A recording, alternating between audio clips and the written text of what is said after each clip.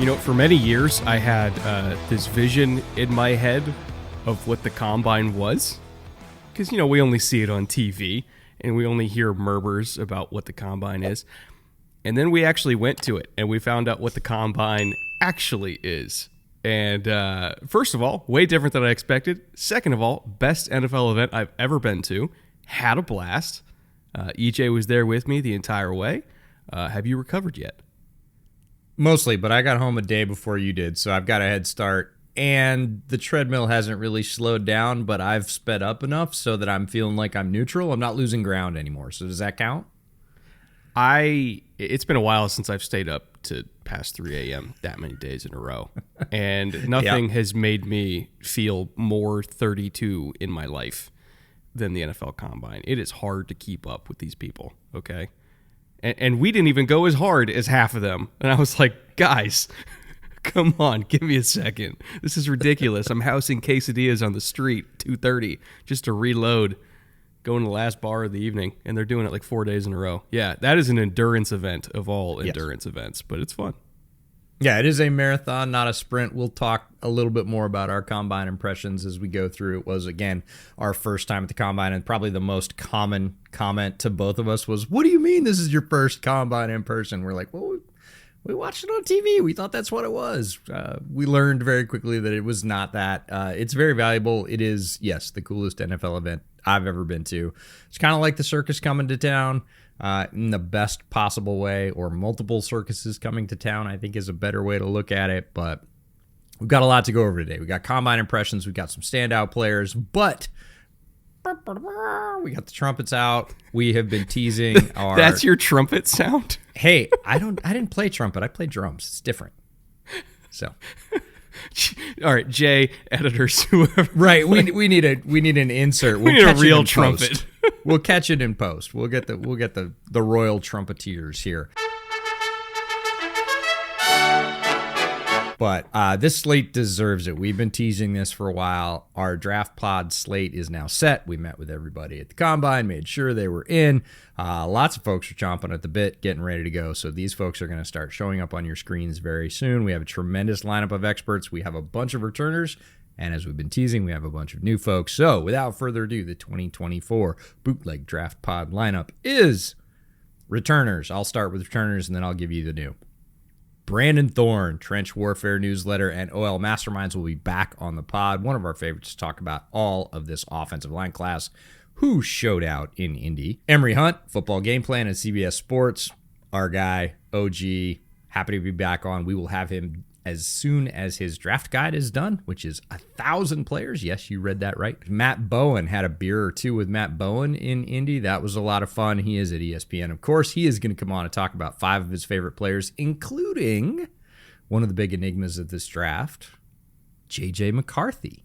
Who he knows very, very well. That's right. He coached against JJ in high school, and he ran quarterback camps with him in the summer. So Matt knows JJ McCarthy, so that should be a tremendous episode. Speaking of quarterbacks, JT O'Sullivan back on the program again from the QB school, talking about this crop of quarterbacks. Obviously, there's a lot of news and information about these quarterbacks, and there will be because it's a strong quarterback class.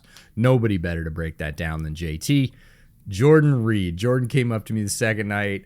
We were having a beer, and he said, I want to be back on the pod. Like, we weren't going to let him on the pod. I was like, dude, you're in. We had you last year. Of course we'll have you back on the pod. Jordan Reed, ESPN National Draft Analyst, one of our absolute favorites, more well-connected than just about anybody we know. Also one of the nicest guys in the biz. He will return.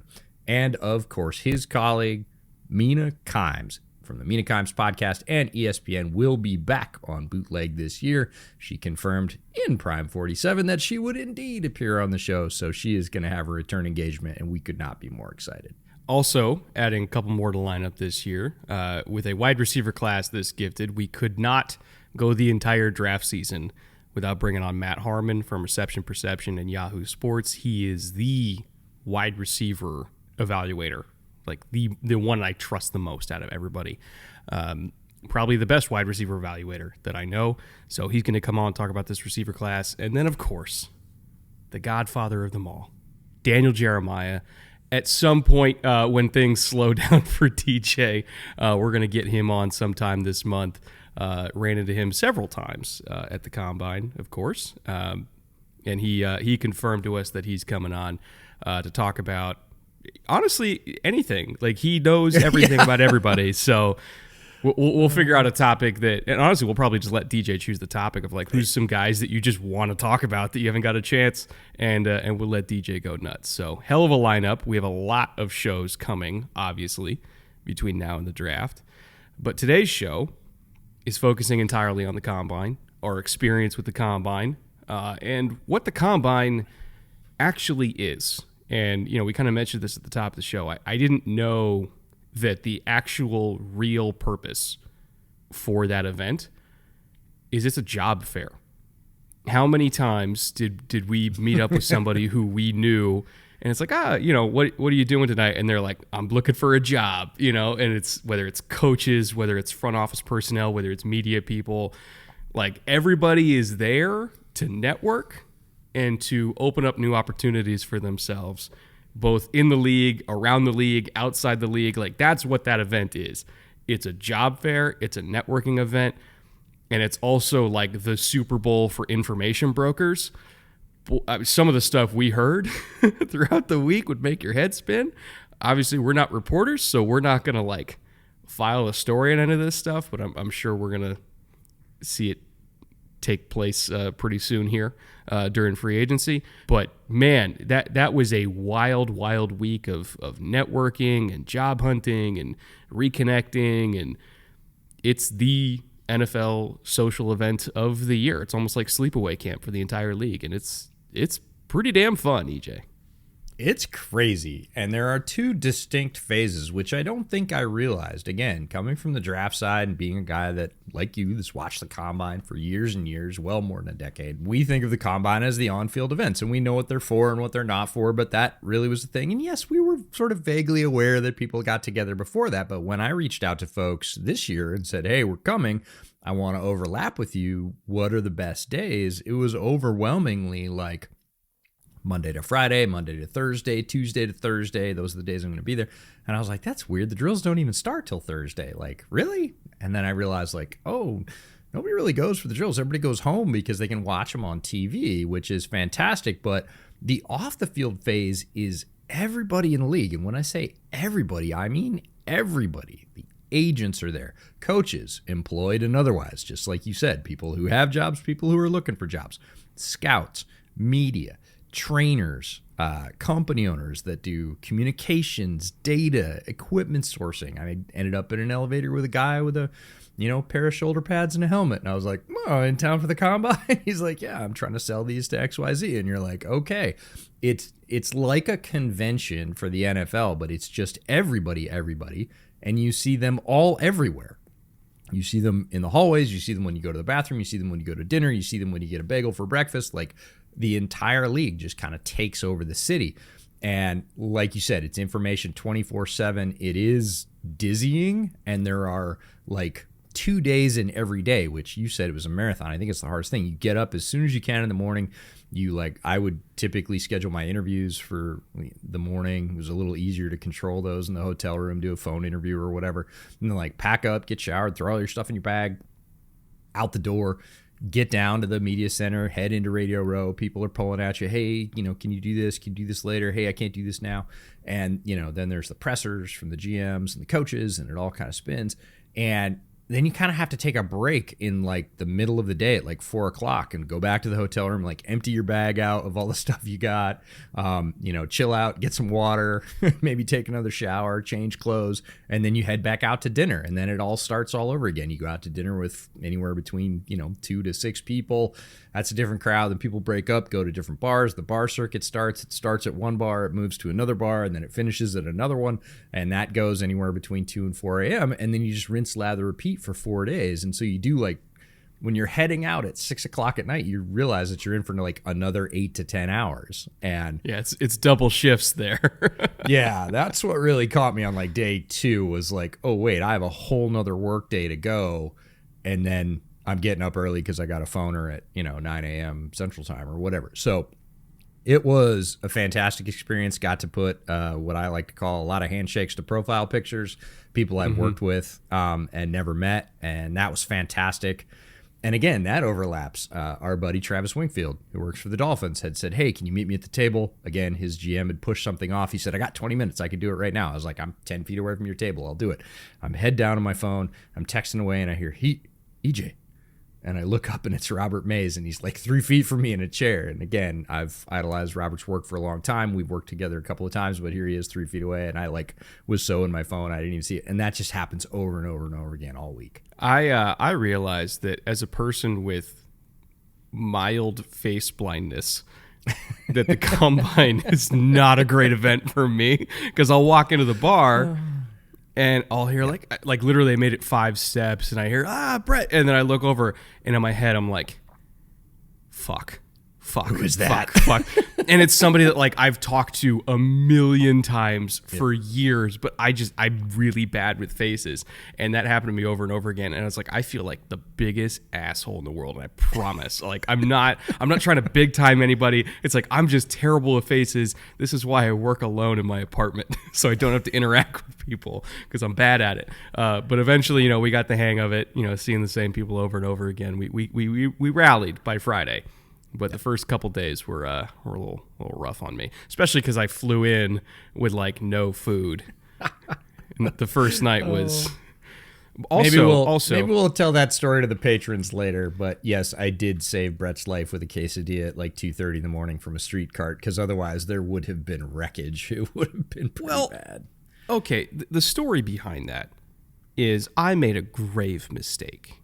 That when I went to the JW, which is where everybody is, I thought that I could just get dinner and then go to the bar and meet people. What I didn't realize is that there's 2,000 people there that I've all talked to before, and I'm gonna get stopped 10 times before I even get, like, I just didn't even get food. I had only eaten a croissant in the morning in Los Angeles, California at 6 a.m. I get to the JW at like 9 p.m. Central Time. Still hadn't eaten anything. I was like, I'm going to grab like some chicken tenders or whatever. And then, nope, not going to happen. So I didn't get to eat until 2:30, which is, again, when EJ rescued me with... it's either the best or the worst quesadilla I've ever had. I don't know. Like, I was so delirious at that point. I'm not sure you should fill out the survey on that one, because I'm not sure it'd be accurate. I bought 2 of them. I don't know why I bought 2 of them. Again, the only thing on my stomach at that point was Angel's Envy, so... This was a rough night one for me, but that's why we have Excedrin, EJ, so we can rally. That's true. Now, that was the first few days. The last few days was all drill work. And I want to give a shout out to the NFL and YouTube that gave us, when I say unprecedented access, I mean unprecedented access. They had never done this before, ever. But there's a new program called the Creator Pass program that's a partnership between the YouTube and NFL. And as part of that program, there was only 4 creators down there. It was me, EJ, Tom Grassi, and Scooter Magruder. And they gave us basically the credential of all credentials, where we could go anywhere and do anything. And so we were out on the field for the drills, like standing at the end of the 40-yard dash, wind whipping through our hair as Brian Thomas Jr. runs 4.33 right behind us. I'm sitting there with a camera literally 10 feet off the circle drill. I'm sitting there at the cone feeling the vibration of Rome Odunze's foot hit the ground as they're running that post corner. I really have no words for what that experience was like. Like, I never even thought I'd be on the field for the combine, let alone 10 feet away from the players, just shooting whatever cool B-roll I could. And the NFL was like, here's these credentials. Don't get in the way. Go have fun, kids. And we didn't get in the way. We made sure we didn't get in the way. But I never even thought something like this was going to be possible. Nope. But because this new program it is, and that was the experience of a lifetime. I will never, ever forget it. I hope we get to do it again, because being on the field for the drills, you get such a better sense of how good of athletes these guys are. And I don't know about you, but while we were on the field, a couple times my mind flashed back to those guys that tried to fight Cam Newton. And I'm like, look, that's an elite NFL athlete. These are all good NFL athletes. Some of them are going to be elite NFL athletes. I wouldn't fight any of them. And you chose to fight Cam Newton? Are you stupid? Like, these guys are just not the same species. They're ridiculous. They're crazy. They're stronger than anybody I've ever seen in my life. They're faster than anybody I've ever seen in my life. Like, the talent of these guys just to get to the combine, it's ridiculous. They are all freaks of nature, and just being up close to it, that close to it, really put it into perspective that they are built different in every single possible way. Yeah, I too want to thank the NFL. We did not expect this. We heard that we might get some access to be, quote unquote, at field level, but behind barriers, which was still going to be amazing. And, I got handed the vest, and it's a black NFL media vest with a number on it. I know what that means. I've been to plenty of NFL games, and you see the access those people have. And I literally, my brain broke. I just started giggling. I was like, what in the world? This can't be for me. This is ridiculous. And then you get down there, you kind of, like you said, you don't want to get in the way. I got a lot out of being there and seeing what the whole process is, because all of you see it at home.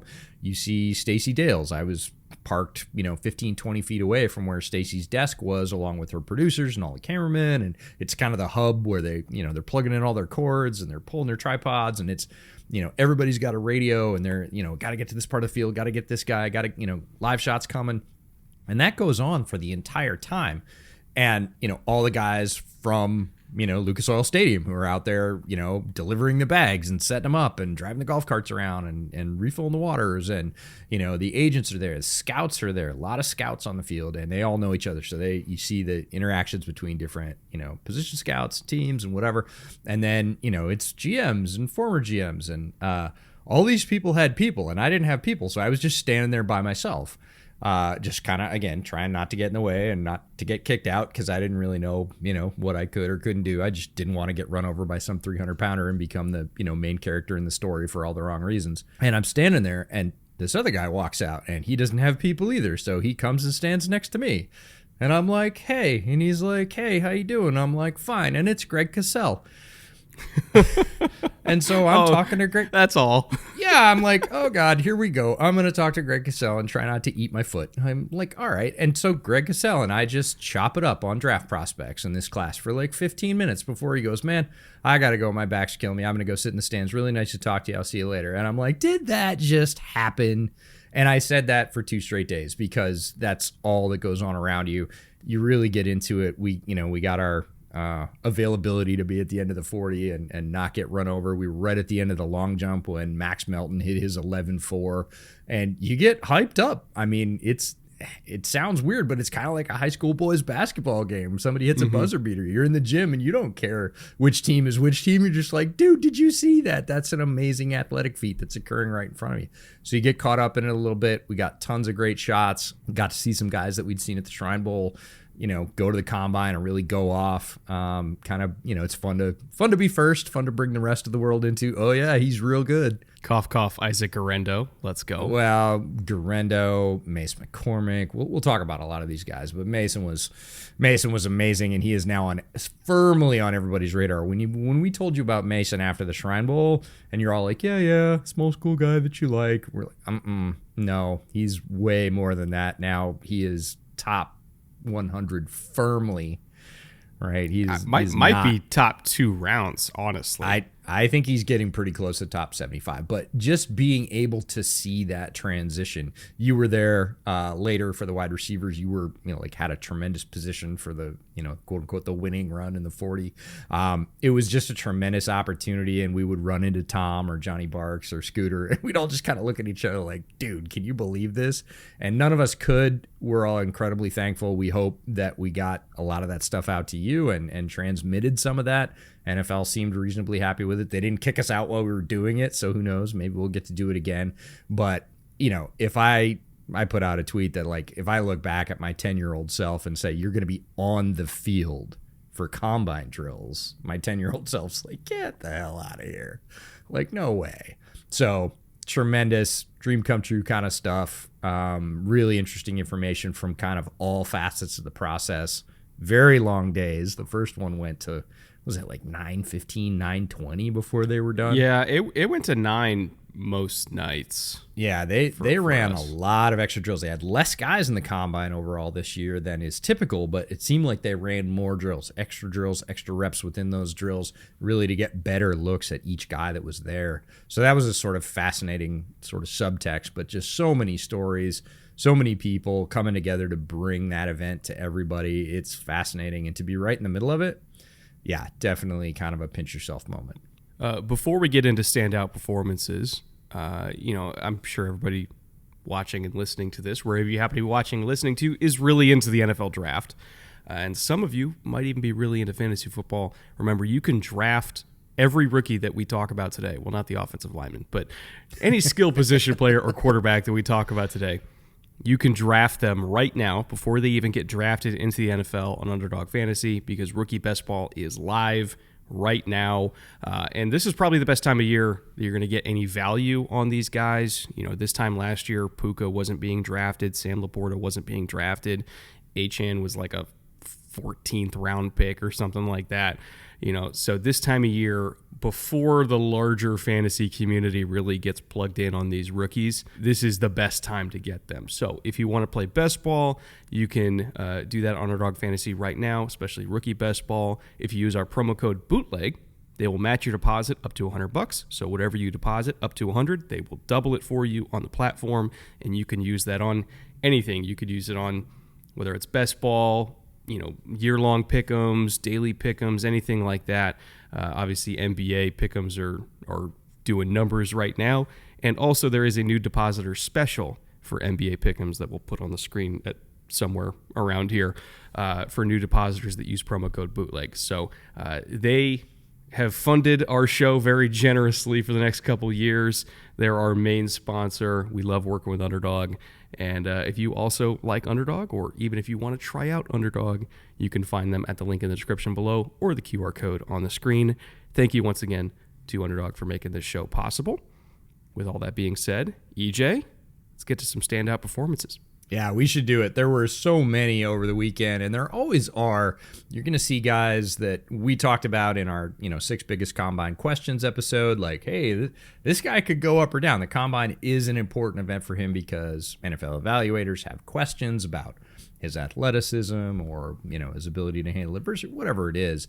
And you see guys every year that excel and raise their stock and make people go back to their tape and say, did I miss anything? And you see guys that don't have the greatest combine. And again, it's not going to change the film grade a lot, but again, when you've got players grouped in a tier and they're very tightly packed, you're looking for an edge to raise one guy up or lower one guy down. The combine is often that in terms of their overall athleticism score. And so we're each going to pick 3 in terms of standouts, and then we're going to pick 3 more that are guys that are going to make us go back to the tape based on what we saw. Maybe we haven't gotten to yet, and really it's about priority for me because I try and watch the top 100 or 150 before I go to the combine, and then I'm going to watch the rest when I get home, and I raise those guys up that have those standout performances and just watch them first and say, hey, this is a dude, ? So who was your first standout from the weekend? So I know people are going to consider this playing it safe, but I got to talk about Odunze. And again, the benefit that we had from being on the field is we were so close we could feel the difference between these prospects. Mm-hmm. Again, I was 5 yards off the cone when they were running those post corners. And I swear to God, I could feel the turf vibrate when Rome hit that cut. Like, he just feels different at field level. The speed is different. The agility is different. Obviously, the size. I had already loved Rome. Like, I knew he was going to be a top 6 pick. And throughout the week, everybody we had talked to, there's kind of a growing, I don't want to say consensus, but there's a growing feeling that Rome's going to be wide receiver 2 off the board. Watching him in the drills, seeing how far ahead he was of everybody else that was out there. And there's first rounders out there, there's top 20 picks out there. There's a million great receivers in this class. Rome felt so different just being there on the cone, him running right at you, it felt so different that I think I'm now in, like, Rome over Neighbors. And not just Rome over Neighbors, but Rome over like 99% of this class. If your name's not Marvin Harrison Jr., like, I'm not sure that there's a better offensive player in this class than Rome Odunze. And I'll tell you what, I think the gap between Marvin and Rome is smaller than the gap between Rome and a lot of other players, or rather the gap between Rome and Neighbors. Like, it was almost a religious experience being close to that man run routes. And even with everybody else on the field, my head just kept going back to him over and over again. I'm like, oh my God, like that's an all-pro receiver. Like, I don't know how else to put it, folks. That's an all-pro receiver. That's a number one. If you're a Bears fan listening to this, I'm sorry. He's not getting to 9. He's just not. He might not even get to 5, if we're being honest. 100% agree. And 2 weeks from now, I'll be back up in the field house at UW watching the Pro Day again. And that was my first experience last year watching that Pro Day. There was stuff going on the field. There's 75, 80 people in there watching that class. And, of course, all the juniors and sophomores come to support their guys and imagine themselves out on that field and whatever. All that activity going on. When Rome walked in, I was standing next to our buddy Alex Katzen, and everybody, you could just hear that whisper, that ripple go over the crowd. Everybody's like, that's Rome. That's Rome. Mm-hmm. Rome's here. And you turn around, he's 6'3", he's got, blonde dreadlock or, blonde cornrows, and he stands out. He's pretty easy to see, but like everybody knew back then that he was that guy. He'd already had a great, second to last season. Then he went out and did what he did this year with Michael Penix. Like, there are very few players in this draft overall, regardless of position, that I feel safer about than Rome Odunze being good at football. Like, Rome Odunze is really good at football, and that's the thing we saw at the Combine. He's just good at everything. His hands are great. He ran right down the middle of the gauntlet drill. No weaving. He's fast. He cuts well. He stays over his hips. Like, he's just good at everything. He's just a damn good wide receiver. He's tall, catches the ball well. Like, there's just nothing. You're looking for any little thing, again, to try and separate him. And what separates him is there's no little thing to mark him off on. He's just good at everything. And he's one of the best players in this class, and it was really, really cool to be out there and see him up close against all the other players he's competing against and go, yeah, that guy's the guy. That guy's the guy. Who was your first standout? I'm going to go with Braden Fiske, the DT from FSU. And we all knew that he was going to be a great athlete. If you watched him on tape, you see it. You see twitch, you see burst, you see power, you see hand usage. Some people had some questions about measurements. And again, I think people came away from the Combine going, we don't care so much about that. Yes, we know he's a little bit shorter armed, whatever else. He's first overall in the athleticism score among DTs at the Combine.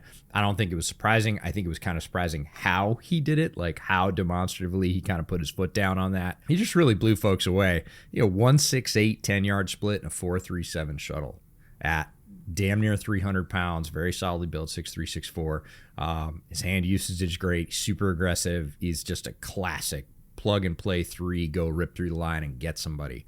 And, again, there's a bunch of alphas out there. Byron Murphy's out there, and, there's a ton of guys on the interior. Johnny Newton wasn't running because of his foot, but, like, there's still plenty of folks that showed up and ran drills. And when you looked at Fiske, you went, I have no problem. I bet he probably gained 15 or 20 spots. Not because, a Combine performance or running around in shorts made people more sure. What it made sort of evaluators and team people sure of is, we can't wait and get that guy. We're not going to steal that guy at 70 or 80. Like, he's going to be off the board at 45 or 50 because he's really good. Also, the benefit of us being on the field is that we are able to shoot a bunch of 4K slow-mo of him going through drills. So, editors, I'll send you all those cut-ups. We can throw them in, and you guys can get a good view of our perspective of him going through the drills. Because, again, he's another one of those guys where you could feel the difference. Not to go off on a tangent, but the Murphys going back-to-back, with Byron Murphy going first was not kind. I'll put because again, when you're watching it from 10 feet away and you could see the difference in the bend and the explosiveness, it really is a great tiebreaker. These drills, seeing guys go back to back, and Fiske even among the other freak DTs in this class, Chris Jenkins, Byron Murphy, Jerzon didn't work out because he's coming back from an injury, but like you could see the difference between him and everybody else. I understand the length concerns. I think he's got like 31, maybe 31.5-inch arms. But I'll tell you what, when you're that explosive, you're that bendy, you're that powerful, we'll figure it out. Like he's going to go high. He's just too good of an athlete not to. My second standout, this is somebody we got to talk to. We'll have an interview coming out with him, later on in the draft process. He's somebody who I want to say it was late into Shrine Week after we saw him practice a couple days. We're like, we got to request him. And that's Dadrion Taylor-Demerson, the safety/nickel out of Texas Tech. Goes by Rabbit. You and I really, really liked him in Shrine Bowl week. He was one of the best players on the field at any position, and he looked like one of the best safeties out there this week. I kind of asking around about him in Indy. There are some people who think he might sneak into the back of the second round as one of the highest drafted safeties. Whether it's him, whether it's Nubin, whether it's the Washington State kid whose name's escaping me right now. It's not like the best safety class, but there's still some really good players. And if you need a really rangy free safety with legit low 4.4 speed, great feet, great hips, can drop down and play nickel. I mean, he's covering Malik Washington one-on-one, with two-way goes. And that's a hard skill set to find. And not to put too much expectations on him, but he has a very similar skill set to Tyrann Mathieu, except even better long speed. And if you're getting even 80% of Tyrann Mathieu, that's worth a second-round pick. So I think he could go fairly high, and he's had a great Shrine Week. He's had a great combine now. Crush the pro day, and we're off to the races. Yeah, before the combine, he was sticking around that, depending on what board you looked at, the sort of 115, 110 mark overall for players. I think he's getting up into the double digits now because he's tall, he's long, he's very fluid. He is truly position versatile, not just like, he can play that, but played a ton of nickel, played a ton of deep, and he would do it from snap to snap, which is really fascinating. Pretty different skill sets, and did both of them very well. And then he goes to the combine, jumps out of the gym. He's a very good athlete, like confirmed all that stuff. And again, I think people were kind of thinking, hey, if we don't get, one of the top 4 guys, we can, Rabbit can be our backup plan. Somebody there, when there's 5 teams thinking that, somebody's going to jump up there and get him in the in the double digit draft pick range, and he deserves it. He's a great player, great kid, very valuable skill set in the modern NFL. So again, he's not going to last probably as long as you think he might or thought he might before this week. My second pick, there's a measurement at the NFL Combine that I wait for every year, and I know you do too, and it's our buddy Josh Norris's demarcation line for the shuttle for offensive linemen, because one of my favorite traditions at this point. That's right. The Mason-Dixon line for the shuttle is 4.47 seconds, and guys that basically come in under that threshold have a very high success rate of starting, multiple games in their career and being very, very successful. So it is one of those, it's kind of a cheat code. It's a little bit of a Moneyball piece of the combine. Like, hey, the guys that have done this, like 85, 87% of them have performed very, very well as NFL players. And there were 5 this year. Usually there's 1 or 2. There were 5 guys this year, but one of the most interesting to me is Tanor Bortolini, the center from Wisconsin, because that wasn't the only number that he blew away. He was an excellent athlete, and he's got great size. A lot of times when we see that from a center, it's some guy that weighs 290 and he's 6'1". No, Tanor's 6'4", 303, ran like the wind. He had a 1.69-10 split, a 4.94 40. He is below that magic line, and he's way below that magic line. He is 4.28 in the shuttle, which is a great number. The other thing is true positional versatility. Our buddy Ben Fennell put out a tweet. He has played all 5 OL positions at Wisconsin. So you get versatility, you get size, you get tremendous athleticism. Like Bortolini was not a center I got to. He was, in that second tier. He is going straight to the top of the IOL list for the watch list. He is a tremendous athlete, positional versatility, comes from a great school, has a lot of experience. Let's do it. I have not got to him just because this offensive line is, or the entire class at all offensive line positions is just so deep this year. But I feel like the drumbeat has steadily gotten louder for Tanor Bortolini. So he's, when we get in the next section of players that push their way up your watch list, he's not on mine because I didn't want to double up, but he is on my, he did go up my watch list because when I saw those numbers, I was like, hold on, what? That's wide receiver numbers that he's putting up in some of these agility drills. So, another year, another Wisconsin freak interior offensive lineman, of course. Yeah, go figure. It was the figure. stack. It was the stack of numbers, right? The first one was wow, okay, Bortolini, nice run. And it was oh, Bortolini, nice jump. And it was Bortolini, nice shuttle. Holy crap, he's leading every drill. And by the time he was done, he led almost every drill for the offensive lineman, or was in, the top 3 at worst. And that's somebody that just body of work, you go, oh, okay. Speaking of freak offensive linemen, by the way, I'm going back to the UW well for my my third and last standout performance. That's Troy Fautanu. Good God. When's the last time you've seen an offensive lineman have that good of a combine in the drill section? He was flawless. He was immaculate. Again, he's another one of these guys out there moving like a freaking running back. He could play tight end. That's how well he moves. And there's a lot of people that were thinking, is he going to slide into guard? Because usually when you see a 6'3" tackle, you assume they have short arms. He doesn't have short arms. They're 34 and a half inches. He has above average arm length, in addition to having a shorter frame. And what does that mean? It means the center of gravity is lower. It means it's not only is he long, but he's not as easy to get under, say a 6'7" tackle that has the same length. He's not even a squatty body. He's harder to hit for an edge rusher. When they're throwing out the stab move, when they're trying to get under you with a 2-arm bowl, it's just a smaller target for you to hit. And oh, by the way, he has just as long of arms as you do at 34 and a half inches. And by the way, he's an explosive athlete that had one of the best mirror drills I've ever seen. Just exceptional quickness, exceptional balance, power, technique, length. He's not 6'6", but I don't care because he's actually at an advantageous size, being quote unquote short at 6'3" and a half.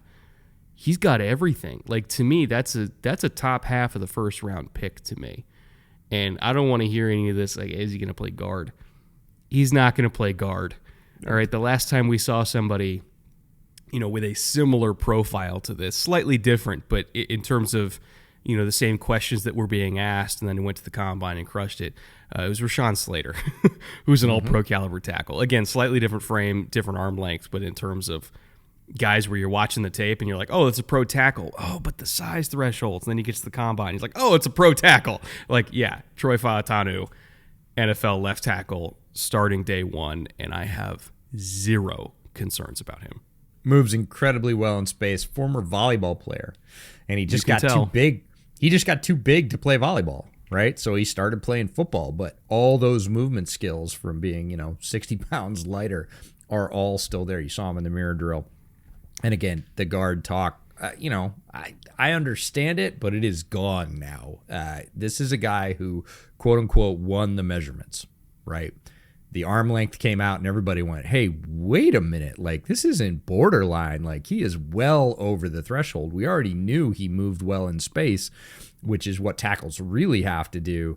We were just kind of worried that he would be, excluded because of this measurement that a lot of teams have, and I understand why, but wait, he's well over that, and he moves that well, and then he went out on top of the field and moved well in all the drills. Plus, he's got good tape. Yeah, we're out of reasons not to like him anymore. I think he's firmly in play for New Orleans at 14, and nothing against Trevor Penning, but I don't think that pick has worked out for them so far, and I think Fautanu is just a much better prospect than Penning was. And that team needs a left tackle, folks.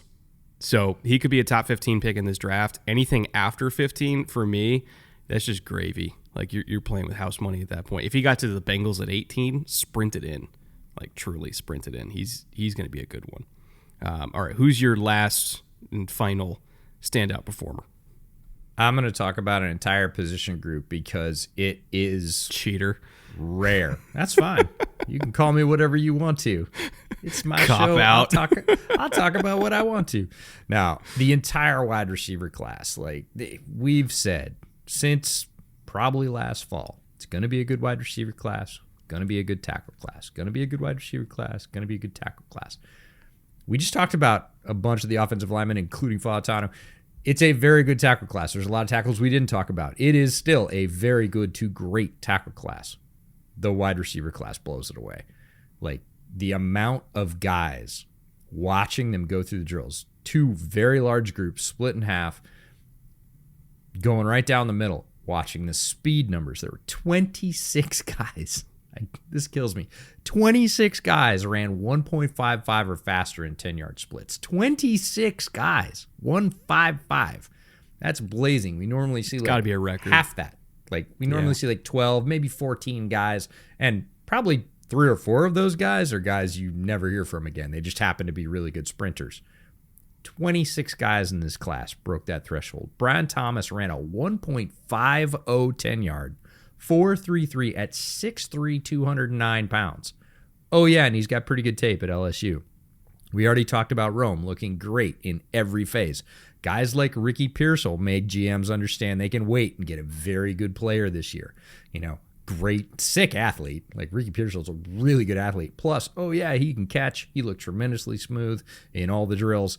There are going to be so many wide receivers picked in this draft. Like if there's any kind of tie down the board and people are just like, well, I don't know, we kind of need a linebacker, we kind of need a wide receiver, they're just going to default to wide receiver because of the depth of this class. And it just keeps going and going.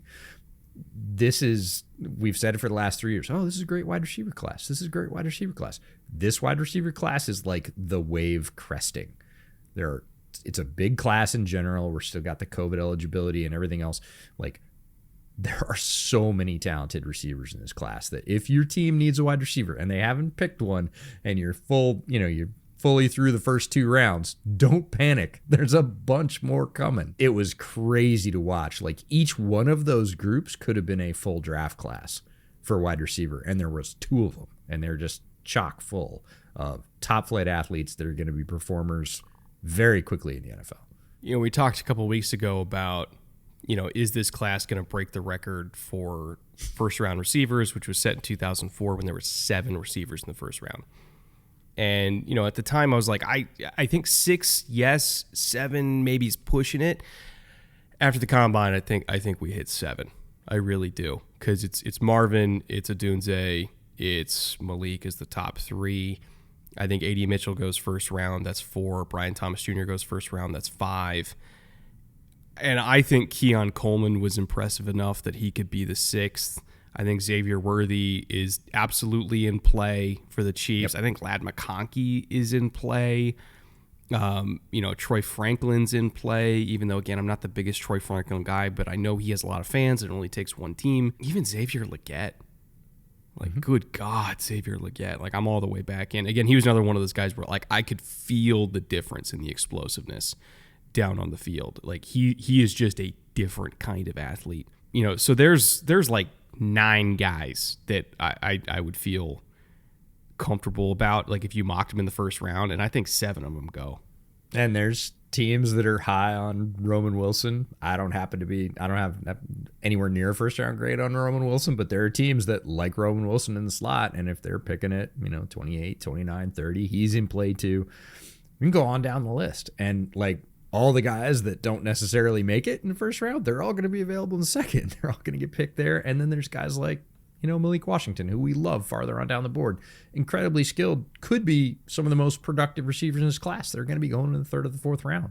They're going to be going to pick like 120 because there's already been 15 wide receivers picked, and there's more. So we got Holy Cross receivers with like 42.5-inch verts, guys. Like, what are we doing?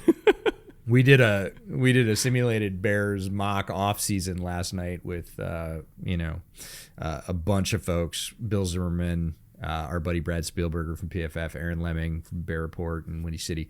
And we went through everything. We went free agency, the draft, whatever. It's just like you can just pick guys, right? And we ended up picking Brian Thomas after we traded down a couple times in the first round. I think we were at 13 or 14 or something. There was a bunch of moans. Brad was like, guys, he ran a freaking 4.3 at 6'3 or 6'4. Like, he could go earlier than this. Like, there's just so much talent. And when you're down there in the field, it is a little bit head spinning. You're like, another guy well over 6 foot that is just blazing, ran a 4.3 or low 4.4, can move like that, can drop his hips and turn like that. It's an evolution of the game that we're seeing this position just produce a cornucopia of talent. And the league's going to benefit. Like I keep saying over and over again, that my rule is kind of like Ron Wolf when he was the GM of the Packers saying, hey, I'm just going to take a quarterback every year. I think that's flipped. I think GMs are just like, I'm going to take a wide receiver every year because they're super expensive if they get good. You always need young ones. 3 wide receiver sets are largely the norm. You got talented wide receiver classes, you just take one. At some point, you just take one. Corner too, because like I mean, you got to go the other way. You got to defend it. Oh, 100%, yes. Like 100%, yeah. You need as many good corners as they have receivers, which is 5 at this point, right? Yeah. But I was on the Chargers Weekly podcast with the Chargers when I was there on Radio Row, and you know I brought this up to them because obviously Terry Arnold's like heavily linked to them at 5 if they don't trade down. And a lot of Chargers fans are like, corner, really? And first of all, I'm like, yes, corner, really, have you seen their corners? But, you know, a point that I made was that similar to receiver, where the top of the market's going to be like 32.5 for Justin Jefferson this offseason. Yep. You know, when we saw that huge jump when Christian Kirk got that big deal, and then all of a sudden every receiver was getting like 10 million more than they were the year before, we're about to see the same thing with corner. Like Jalen Johnson is about to annihilate the corner market. L'Jarius Sneed as well.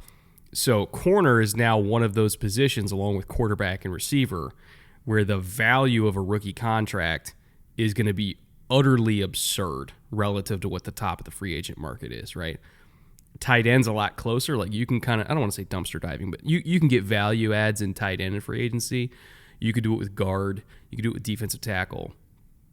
Corner? Nope. Good luck. Like even average corners are going to be getting crazy money because of what Jalen Johnson's about to do to the market. So that's why I also think these corners. And there's 2 other things, right? The value of the cap just went up, so every contract is going to get an additional percentage. I don't care what position. Like they're just going to tack it on. It's like tax at this point. And then Surtain's coming. And Sauce next year. Yeah. Like it's not going to slow down anytime soon, folks. Those numbers are going to continue to balloon. We're going to see a continued stretch between what a rookie contract gets you and what folks at the top of the market are setting. And they're going to become more valuable than lottery tickets.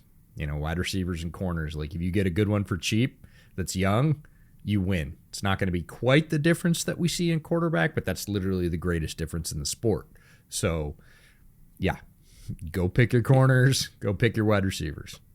If you had to take a guess, not to go too far on the tangent, if you had to take a guess of what Jalen's going to get.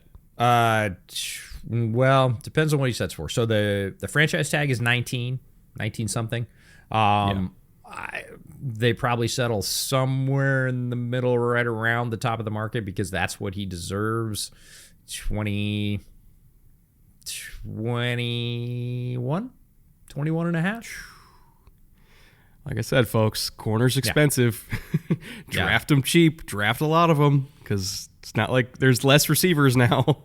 If they'd paid him last year, it would have been cheaper, but that's always the way it is with contracts. If you wait a year and a player has a good year, and Jalen had a very good year, they're going to capitalize on that, and you're going to have to pay for it. That's the risk a team runs. Bears, played with fire, and now they got to pay the piper if they want to keep the player. They can franchise tag him this year. They already have.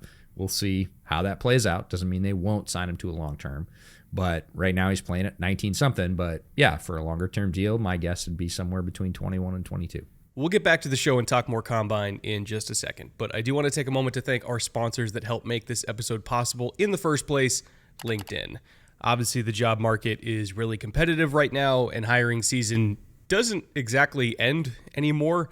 It used to just be early in the year, and now it just kind of goes forever. I just hired my first employee ever recently, Nathan, a new community manager that's helping me not just with the community, but basically everything. So this kind of applies to me too. But if you're also a small business owner like me and EJ, and you have a job that you need to fill right now to help meet your 2024 goals, LinkedIn Jobs can help you do that. There are more than 1 billion professionals on the LinkedIn network, and 86% of the 2.5 million small businesses that use LinkedIn report getting a qualified candidate to apply to their job postings within 24 hours.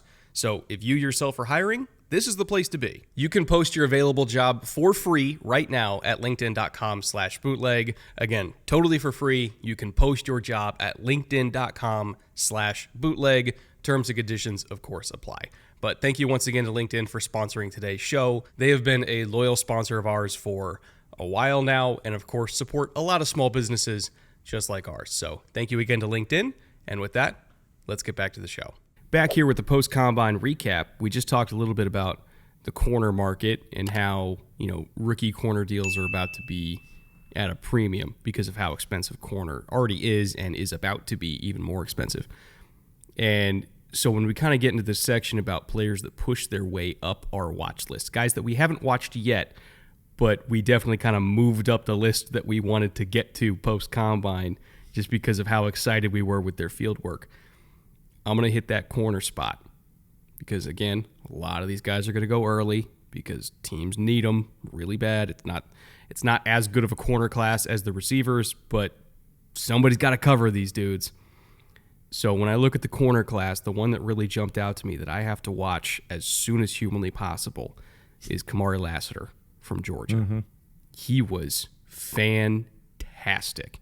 He's not the biggest guy. He's 5'11", 186, but I feel like every corner these days is kind of light in the pants. That's just the new archetype. It's all about agility and speed, and he is incredibly agile, very fluid, very fast. And in the field work, especially when I was watching the W drill, like he put his foot in the ground, and it was just instant change of direction. So I had not gotten to him yet. And I feel like there's a lot of the corners that come out of Georgia, typically I'm not like huge fans of them. Mm-hmm. Tyson Campbell was kind of the exception of like, oh, yeah, I really like Tyson Campbell. I had him as a first-round pick. He went to the NFL. He's been pretty good for Jacksonville.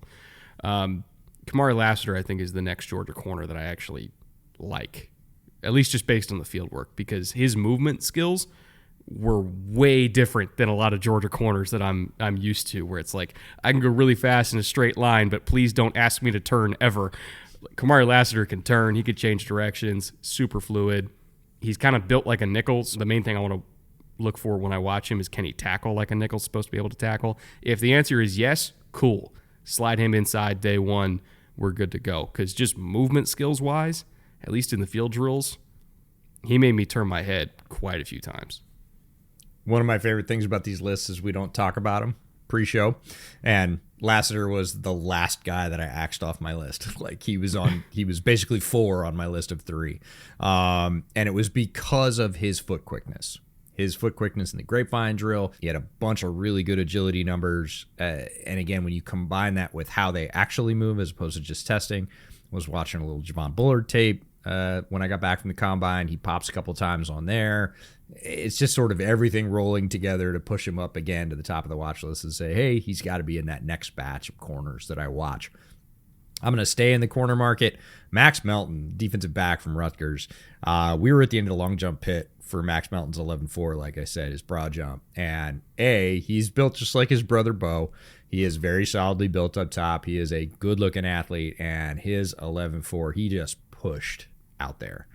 Like, some guys really float. Some guys are they're kind of stompers. They're just trying to get everything they can. He just pushed. Like, there's no other way to put it. You could just see how strong that movement was. And when you saw where he landed, it's a good foot past where a bunch of other corners were landing. And you're like, oh. And then, let's look up his vert. Oh, he went over 40 inches in the vertical too. Oh, he ran a 4.33. Oh, okay. This guy is a tremendous athlete, just like his brother. Now I want to go back to the tape, see how that matches up. I'd heard a lot of great things about him in terms of his versatility, in terms of his hitting and his tenacity. Everybody said, keep an eye on Melton. And now that, Okay.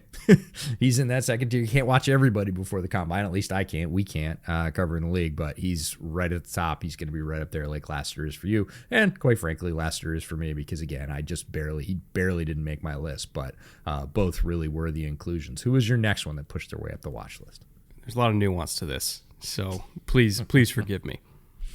I have already done a lot of work on J.J. McCarthy. We've talked a lot about J.J. McCarthy, and I have expressed multiple times about J.J. McCarthy. He is going to be probably the last scouting report that I finish because of how much work it's going to take to really nail down what he is. Just because of the nature of the offense he was in, he didn't get to throw it that much, and he especially didn't get the opportunity to make a lot of high-level translatable throws to the NFL. It's just going to take a while to figure it out. So forgive me for that. But that being said, he got pushed back up my watch list. I am now more motivated than ever to finish that report because when I was standing right behind him during the field work, watching him spin that ball, and also just seeing how he was built, like he just looks like an NFL quarterback. People, they saw the weight compared to the listed weight. I think he was listed like 203.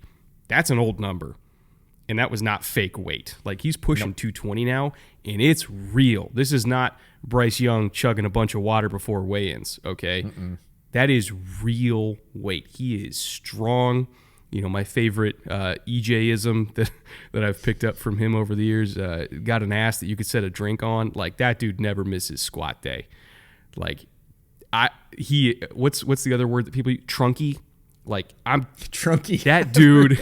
That dude fucking lifts, okay? That weight is real. It's not fake. He's got NFL size. He's 6'3", pushing 220. Like, that's real. And the arm strength is real. It just jumped off his hand different than a lot of the guys that were there. There's actually a bunch of quarterbacks that I thought spun it pretty well. Devin Leary, had a really nice day. Penix obviously had a really nice day. Michael Pratt also had a really nice day throwing it, but McCarthy just looked different. It looked like an NFL arm.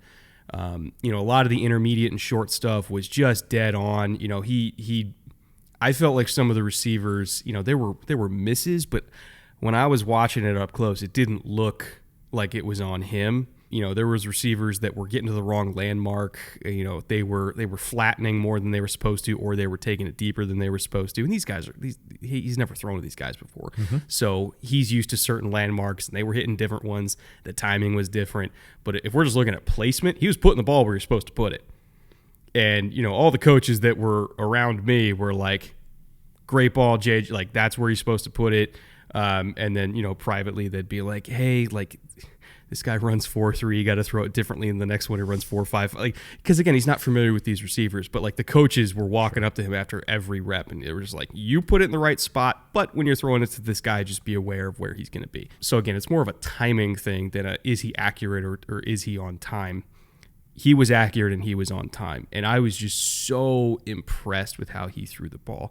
And by the way, he never threw any of these receivers under the bus, even though like clearly some of them were not running to the right spot and they were getting dogged on by the coaches for not running to the right spot.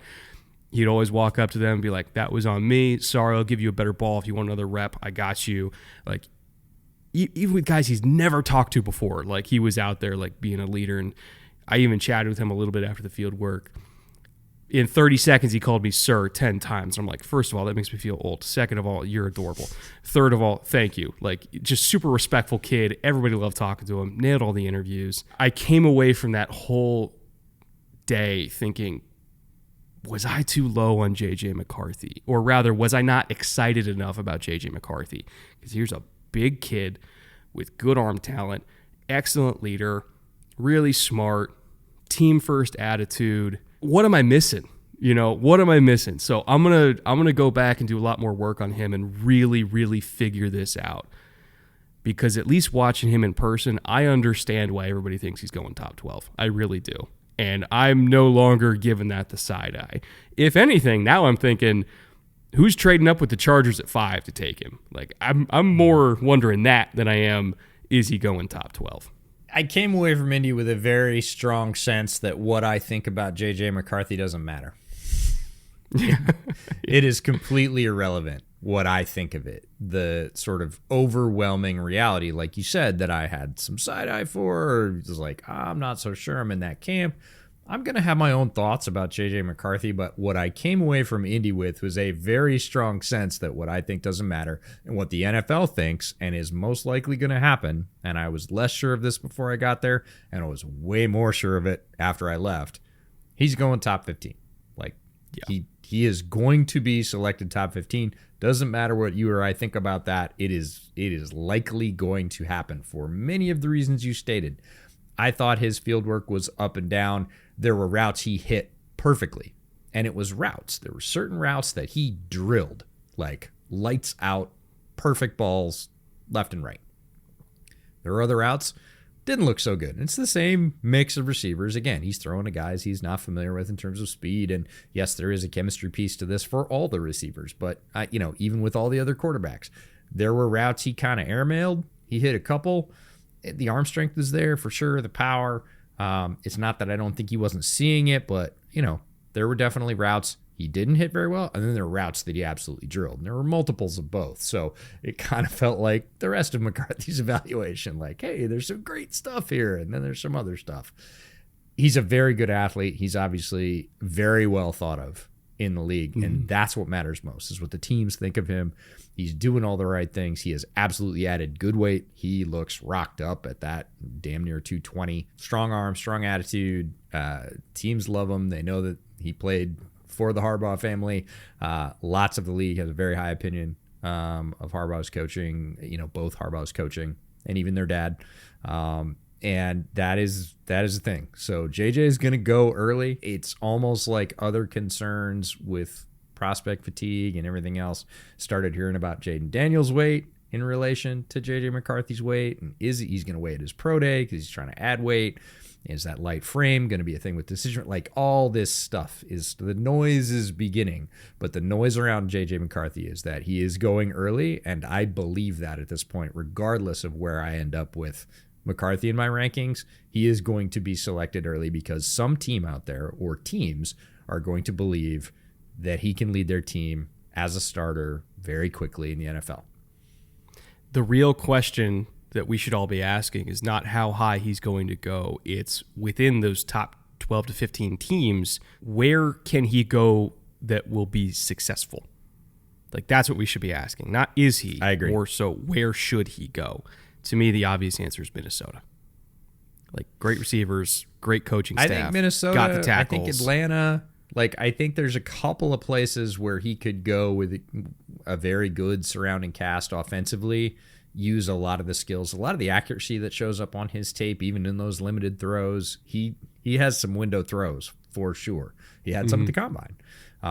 So again, I think that's a very proper pivot at this point. Not is he going early, but where's he going to go and where would be the best place for him to go? Yeah, and ultimately that's what we want. We want him to go to a good spot where he can be successful, even as Bears fans, if that means Minnesota. Which, because it's like, hey, we got Caleb, we're fine. Well, fine. Every game between Minnesota and the Bears will be 35-33, but, we just hope we'll see how that works out. My second guy that pushes his way up the watch list, these are some of my favorites. These are guys way down the board who I have not seen. Like, I just have not seen either. I have not watched folks on their team. They weren't way up my list or even on my list at that point. And that's Cedric Johnson, the edge from Ole Miss. And every time I turned around in a drill, the way he moved, I was like, okay. And folks that have listened to my work for a while know that there's always a few guys, and it's not at one position. It's not specific. There's always a couple of guys that I just look at and go, man, he moves really well. Why have I not heard his name? Cedric Johnson is that guy this year. He's a down-the-board edge who ran and moved really well. He ran a 1.6, 110, a 4.6, 40, 10'2" broad jump. He is 260 pounds. This is not some 240, 235-pound edge rusher. It's a big dude that can really move. And look, the SEC is chock full of them. You talk to any recruiting director in the SEC, and there's a lot of guys like this, big 4 or 5-star athletes that can really move, fly up and down the field. Doesn't always translate to play on the field. So that's what I have to go back and see. But in terms of movement skills and size, Ced Johnson's got it. Like, That guy is a very, very good athlete. So let's see what he does when you put the pads on. So he's moving up my watch list.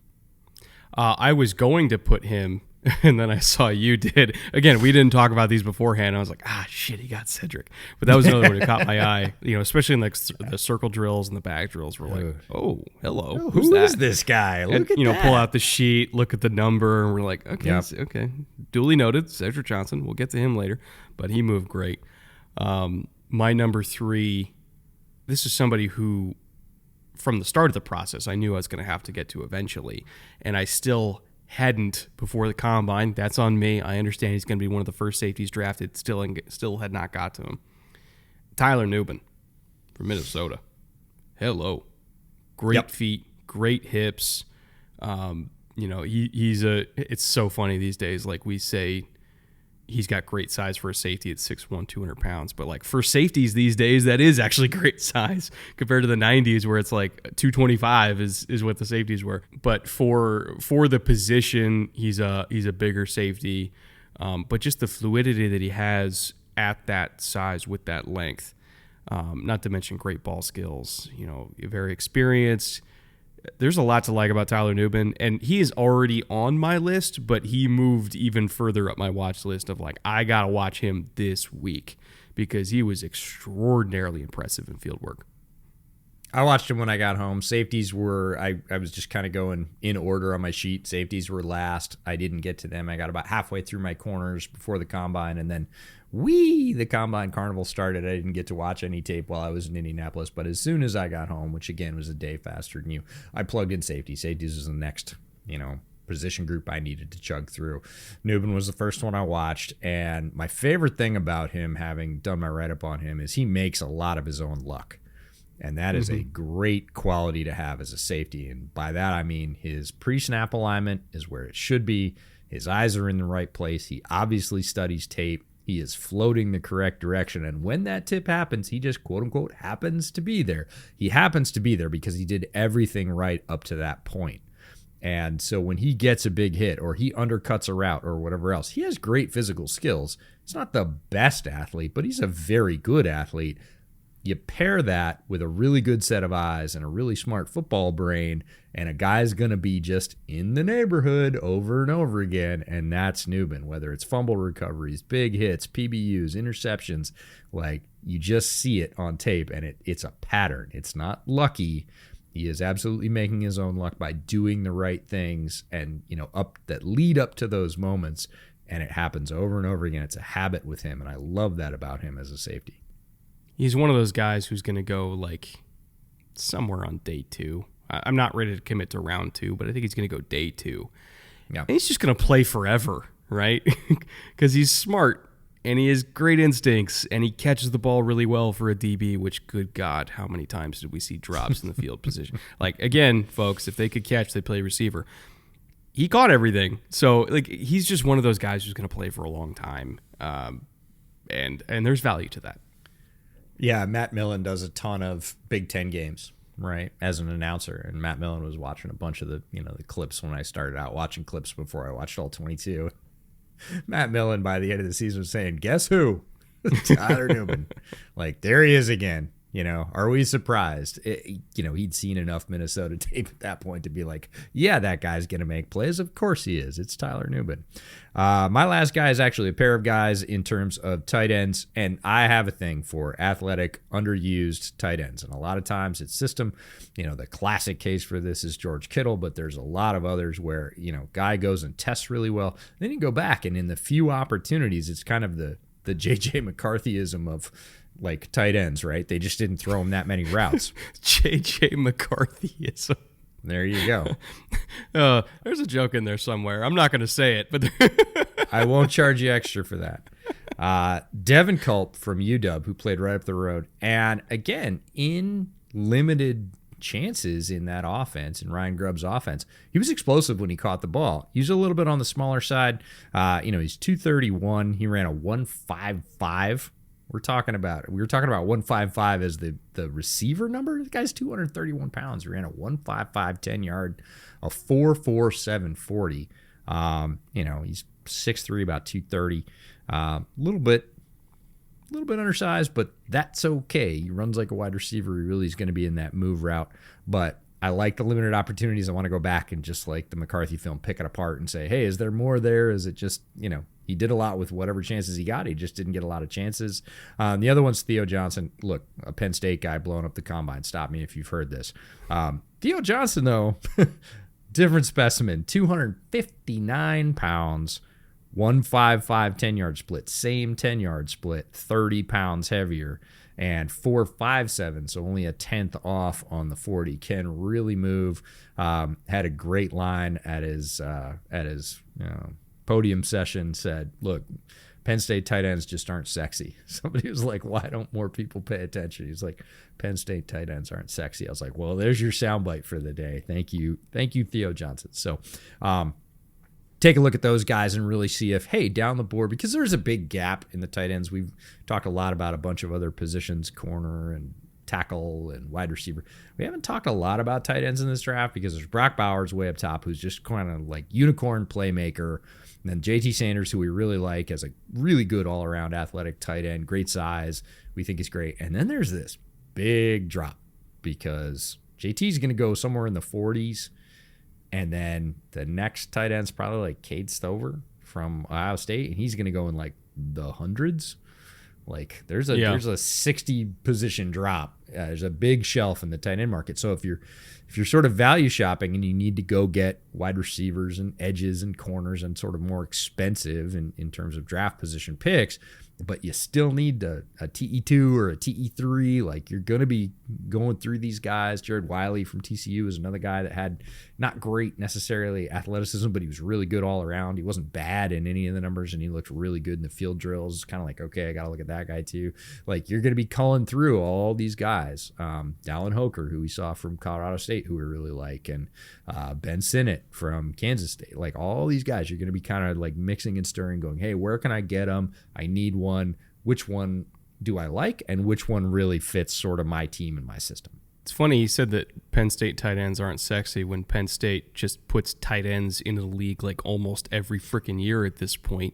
Because Theo Johnson's come out last year was Brenton Strange, who went in the second round. You got Pat Freiermuth 2 years before that. You got Mike Gesicki a few years before that. Jesse James a few years before. Like there's Penn State tight ends all over the damn league. Okay? It wasn't me. This is Theo, and I think he was just talking about Flash. Like, hey, we're there for substance, and we're going to test really well. We can all block, and well, maybe not Gesicki, but the rest of us can all block, and we're great athletes. And, they don't get featured in that offense. We talked, even last year, we talked about all the Penn State wide receivers. And we were like, yeah, Brenton Strange, really, same thing.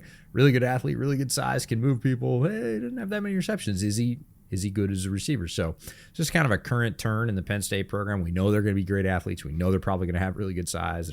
They're going to be aliens that way. But, can they figure in a modern NFL passing game? And, jury's out. But the way to figure that out is go back to the tape and see what we see. All right, well, that'll wrap it up for today's show. If you got here or if you've been here the entire time, we thank you for watching to the end, however you happen to be consuming this show, whether it's on YouTube or Spotify or any podcast platform of your choice.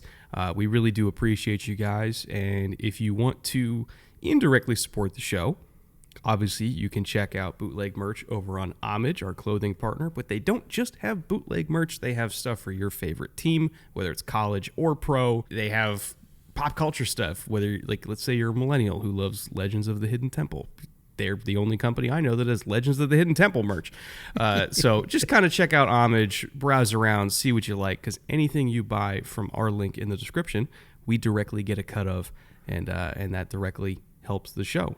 Of course, we also have a Patreon if you really want to directly support the show, where we are due shortly to do our next patron-only stream, Q&A stream, and then we're going to be having our draft rankings, our position rankings coming out closer to the actual draft day, which we're going to be doing from that corner back there at my place. EJ's coming down to LA for 3 days of draft goodness. So again, check those links out in the description. Thank you all for watching and listening wherever you happen to be doing that, and we will see you next week with something entirely different.